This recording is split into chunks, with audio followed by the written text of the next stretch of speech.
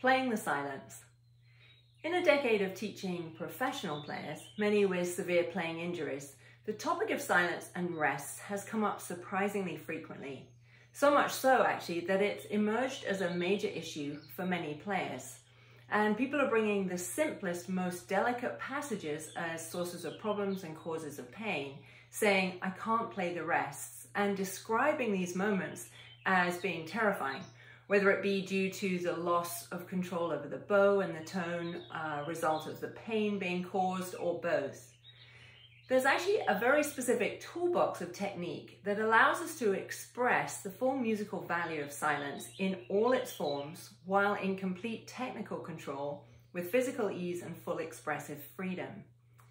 If you start to think about young players, you can see this problem actually in its elemental stages too. How familiar is it to all of us to see and hear the awkward ending to a child playing a little piece? We hear the bow grinding to a halt on the string or ending in some abrupt, awkward upward lift that makes the audience feel uncomfortable and then finally relieved when the child finally puts their arm down.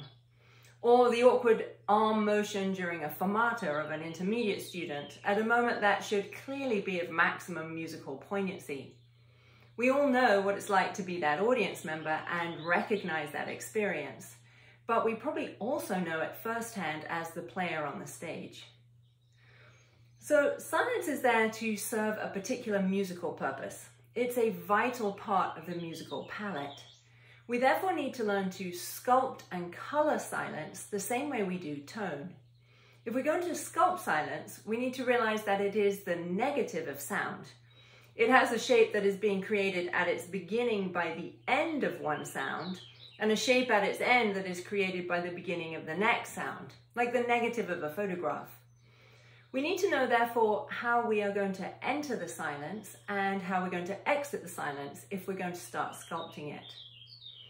It's interesting to consider that we use language and silence all the time, and we're profoundly sensitive to it, not just when we talk, but actually in our daily existence. It's easy to think of different types of silence that are familiar to us. Imagine yourself talking to someone and then you suddenly lose track of your thoughts and you pause. This type of silence sounds like you're about to continue any minute. You finished the last word you were saying in such a way that you were totally ready to continue when the next word comes to mind. By contrast, imagine the type of silence when you whisper a sentence, and the end of the sentence is so soft that it becomes unnoticeably part of the atmosphere.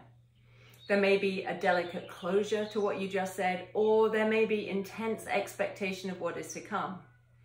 Another type of easily recognizable silence is the abrupt kind, when there's lots of noise going on and it suddenly stops. There's a frozen, shocked feel to the atmosphere. So sculpting silence and responding to sculpted silence, recognizing its message, is something we do all the time, just like everything else in the playing. But how many of us ever had a lesson on this topic, or when we think about our technical toolbox, actually have identifiable tools to sculpt this major component of musical expression? So what generally happens?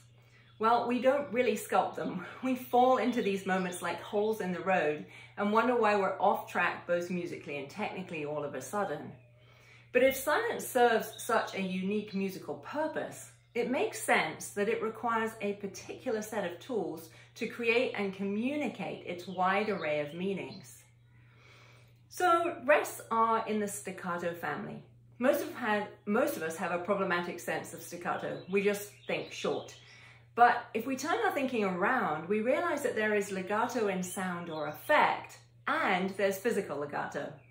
Physical legato is absolute. It means we can actually physically connect two notes, whether that be in the left hand or the right hand. If physical legato means physically being able to connect, it follows, therefore, that staccato is everything that is not that. Or put another way, everything else from the tiniest of necessary separations, such as crossing a string to play a fifth, all the way to rests.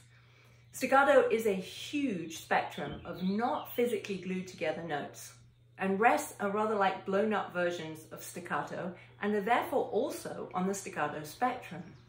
This is actually helpful because it starts to send our thinking in the correct direction towards leaping and leaps. What is a leap and why use that word? A leap is anything that requires me to let go, to release and go somewhere else. Our bows leap all the time, but we call it taking the bow off, when in actual fact it's exactly the same physical motion as leaping.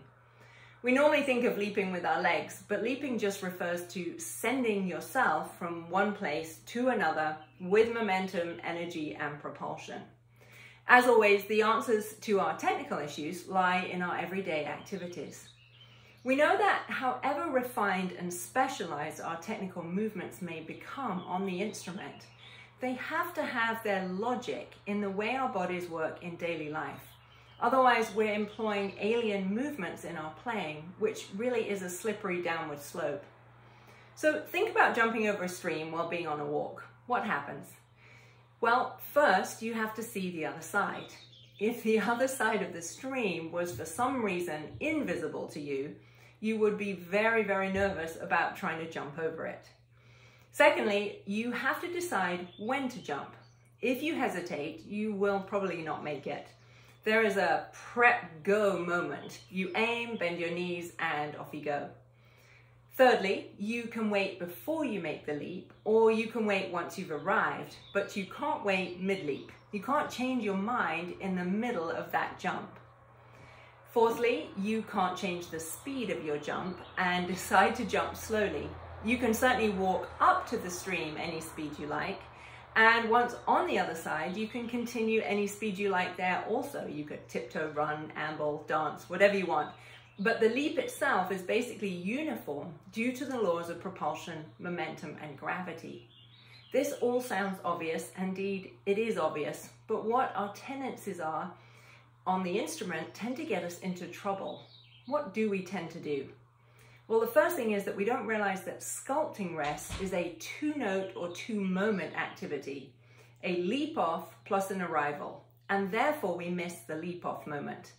The leap-off moment may be the entire value of the note if it's short, or it may be a very delicate moment and only happen at the end of a long note, or it may even happen after the audible part of the note has happened. But we can't go anywhere without it. There's no leap without a send-off. Secondly, we tend to try and match the tempo of the music to the speed of the motion that creates the silence. This is a huge area for issues. We try, because we're thinking musically, to travel through the air at the musical tempo, but the body has its own speed requirements for successful motion. This is crucial. The tempo of the music does not equal the speed of the body's movements. They, of course, have a relationship, but a leap is a relatively uniform motion that must happen within a small range of fast movement. We can control how we walk up to that moment and what we do the other side, but tempo of music does not equal speed of physical movement in a leap. The classic example is when the music's very slow and soft, and we try and match that in the air. You'd get very wet jumping over a stream if you tried to slow down your leap across it. So this leads us to realize that we have two options where rests are concerned. When the rest is short enough, we can, just like in the stream analogy, wire ourselves from the note that enters the rest directly across to the note that comes after, or leap over the stream, one bank to the other.